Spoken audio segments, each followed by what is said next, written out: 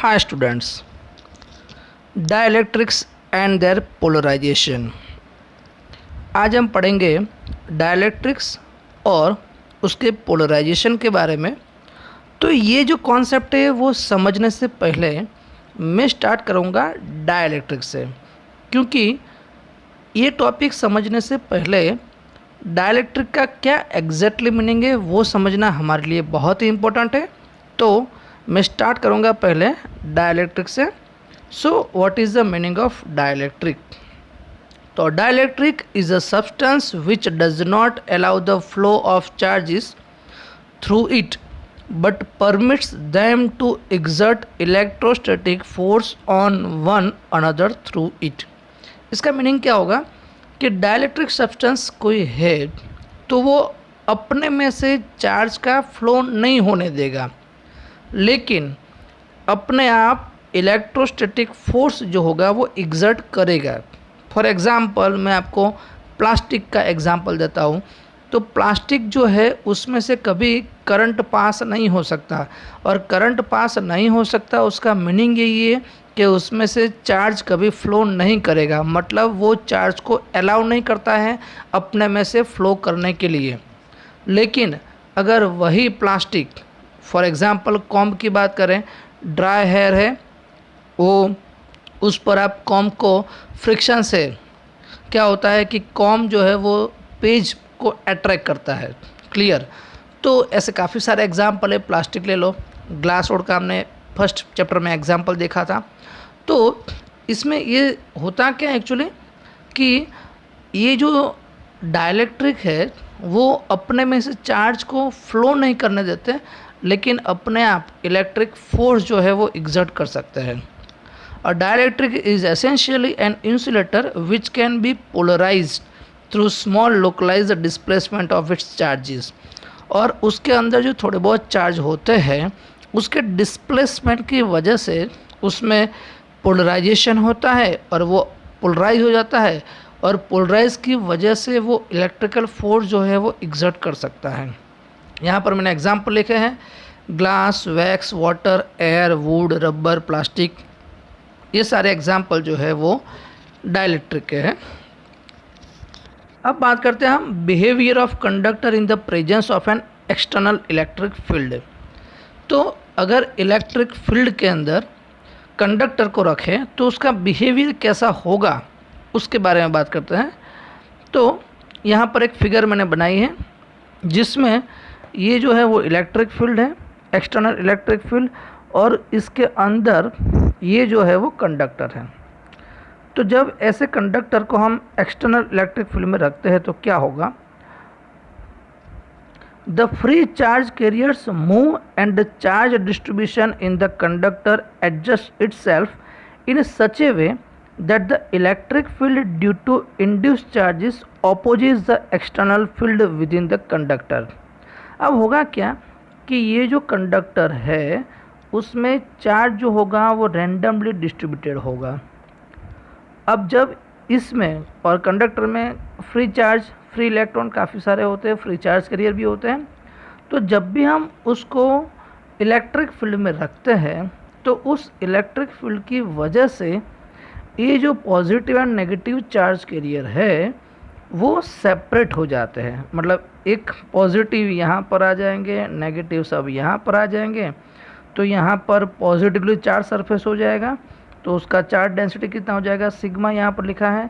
Same thing यहाँ पर negative charge हो जाएगा, और नेगेटिव चार्ज के हिसाब से उसका सरफेस चार्ज डेंसिटी यहाँ पर भी सिग्मा हो जाएगा। अब होगा क्या, ये पॉजिटिव चार्ज और ये नेगेटिव चार्ज की वजह से अंदर की साइड, कंडक्टर के अंदर की साइड एक इलेक्ट्रिक फील्ड प्रोड्यूस होगा जिसको हम बोलते हैं internal electric field. Clear? External field की वजह से ये जो चार्ज था रैंडमली जो पहले डिस्ट्रीब्यूटेड थे वो सेपरेट हो गए, और सेपरेशन की वजह से वो अंदर इलेक्ट्रिक फील्ड प्रोड्यूस करेंगे जिसको बोलते हैं हम इंटरनल इलेक्ट्रिक फील्ड। और ये इंटरनल इलेक्ट्रिक फील्ड क्रिएट होता रहेगा कब तक? जब वो एक्सटर्नल इलेक्ट्रिक फील्ड के बराबर ना हो जाए। और this happens until in the static situation the two field cancels each other and the net electrostatic field in the conductor is zero. और ये जो इंटरनल इलेक्ट्रिक फील्ड है वो बढ़ता जाएगा, सेपरेशन बढ़ता जाएगा, इंटरनल इलेक्ट्रिक फील्ड बढ़ता जाएगा। और ये जो प्रोसेस है वो कब तक चलेगी? जब तक उसकी वैल्यू जो है वो एक्सटर्नल इलेक्ट्रिक फील्ड के बराबर ना हो। और जब वो एक्सटर्नल इलेक्ट्रिक फील्ड के बराबर हो जाती है तब दोनों की डायरेक्शन ऑपोजिट और वैल्यू सेम, तो टोटल इलेक्ट्रिक फील्ड कितना होगा? ज़ीरो। तो जब भी हम कोई कंडक्टर को एक्सटर्नल इलेक्ट्रिक फील्ड में पुटअप करते हैं तो उसके अंदर की साइड जो इलेक्ट्रिक फील्ड होगा, नेट इलेक्ट्रिक फील्ड, वो कितना होगा? ज़ीरो। अब हम बात करते हैं behaviour of dielectric in the presence of an external electric field. अगर हम डाइलेक्ट्रिक को रखते हैं एक्सटर्नल इलेक्ट्रिक फील्ड में तो क्या होता है उसकी बात करते हैं। यहाँ पर मैंने कंडक्टर की जगह डाइलेक्ट्रिक रखा है। तो जैसे ही यहाँ पर उतने सारे चार्जेस नहीं होंगे जिसमें कंडक्टर में थे, तो फ्री मूवमेंट ऑफ चार्जेस जो है वो यहाँ पर पॉसिबल नहीं है। लेकिन जब एक्सटर्नल फील्ड में हम रखते हैं इसको तो क्या होगा कि external field induces dipole moment bye stretching और रीओरिएंटिंग मॉलिक्यूल्स ऑफ द डाइलेक्ट्रिक। और जब एक्सटर्नल इलेक्ट्रिक फील्ड में रखते हैं तब क्या होगा कि डायपोल मोमेंट बनेंगे, क्योंकि जो पॉजिटिव चार्ज है, नेगेटिव चार्ज है, उसका सेपरेशन बढ़ेगा और सेपरेशन की वजह से क्या होगा कि उसमें डायपोल मोमेंट जो होंगे वो क्रिएट होंगे, या फिर उसको ऐसा बोल सकते हैं हम, वो डायपोल मोमेंट को इंड्यूस करेंगे। और डायपोल मोमेंट को इंड्यूस करने की वजह से क्या होगा कि उसमें कुछ ना कुछ इलेक्ट्रिक फील्ड जो है वो प्रोड्यूस होगा। The collective effect of all the molecular dipole moment is net charges on the surface of the dielectric which produces a field that opposes the external field। और यहाँ पर ये कलेक्शन होगा positive charge और negative charge का, clear. और उसकी वजह से क्या होगा, इंटरनल इलेक्ट्रिक फील्ड प्रोड्यूस होगा और वो इंटरनल इलेक्ट्रिक फील्ड जो है वो एक्सटर्नल इलेक्ट्रिक फील्ड का अपोज करेगा। Unlike in conductor, however the opposing field so induced does not exactly cancel the external field। यहाँ पर कंडक्टर की तरह इंटरनल फील्ड उतना प्रोड्यूस नहीं होगा जितना एक्सटर्नल फील्ड है, लेकिन थोड़ा बहुत प्रोड्यूस होगा। तो उसकी वजह से क्या होगा कि जो उसकी एक्सटर्नल फील्ड की जो इफ़ेक्ट है उसको वो रिड्यूस कर सकता है। तो यहाँ पर ये जो इंटरनल इलेक्ट्रिक फील्ड है वो उसके इफ़ेक्ट को रिड्यूस करेगा, एग्जैक्टली कैंसिल नहीं करेगा। तो there is a difference between conductor and dielectric. Conductor को अगर हम एक्सटर्नल इलेक्ट्रिक फील्ड में रखते हैं तो उसके अंदर का जो इलेक्ट्रिक फील्ड होगा, नेट इलेक्ट्रिक फील्ड, वो ज़ीरो हो जाएगा। लेकिन जब डाइलेक्ट्रिक को अगर हम एक्सटर्नल इलेक्ट्रिक फील्ड में रखते हैं तो उसके अंदर इलेक्ट्रिक फील्ड जो होगा वो ज़ीरो नहीं होगा, लेकिन उसकी जो वैल्यू होगी वो थोड़ी बहुत रिड्यूस हो जाएगी। अब हम बात करते हैं polar and non polar dielectric के बारे में। तो polar dielectric and non polar dielectric क्या है? तो स्टार्टिंग करते हैं पहले हम नॉन पोलर डाइलेक्ट्रिक। तो the dielectrics made of non polar molecules are called non polar dielectric. मतलब जो नॉन पोलर मॉलिक्यूल में से बना हुआ डाइलेक्ट्रिक है उसको हम क्या बोलते हैं? Non polar dielectric. तब नॉन पोलर मॉलिक्यूल क्या है उसकी बात कर देते हैं पहले। तो in a non polar molecules the centre of positive and negative charge coincide. अब सेंटर यहाँ पर लिखा है, that means centre of mass की मैं बात कर रहा हूँ। जो पॉजिटिव चार्ज होगा उसका जो सेंटर ऑफ मास होगा वो, एंड नेगेटिव चार्जेस जितने भी होंगे उसका जो सेंटर ऑफ मास होगा वो कोइंसाइड होगा, मतलब एक ही पॉइंट पर होंगे। और एक ही पॉइंट पर जब सेंटर ऑफ मास होता है मतलब कोई सेपरेशन नहीं है दोनों के बीच का, और जब पॉजिटिव नेगेटिव के बीच में कोई सेपरेशन नहीं है तो उसका मतलब डायपोल मोमेंट कितना होगा? ज़ीरो।